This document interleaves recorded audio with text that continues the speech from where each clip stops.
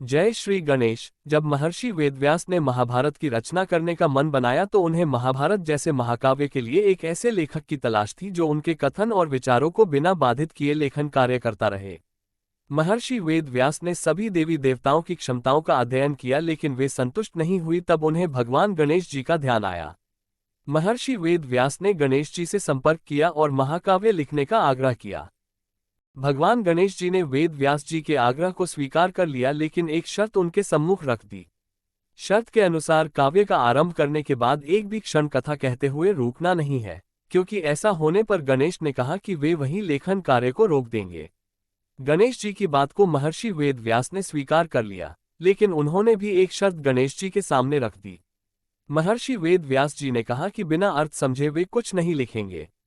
इसका अर्थ ये था कि गणेश जी को प्रत्येक वचन को समझने के बाद ही लिखना होगा।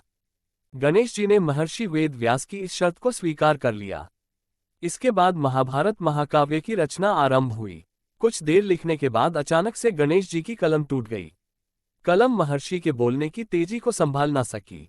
उसके बाद गणेश जी ने धीरे से अपने एक दांत को तोड़ा और स्याही में डूबाकर दोबारा महाभारत की कथा को लिखना प्रारंभ कर दिया। कहा जाता है कि महाभारत के लेखन कार्य पूर्ण होने में 3 वर्ष का समय लगा। इन 3 वर्षों में गणेश जी ने एक बार भी महर्षि वेदव्यास जी को एक पल के लिए भी नहीं रोका। वहीं महर्षि ने भी अपनी शर्त पूरी की। इस तरह से महाभारत पूर्ण हुआ।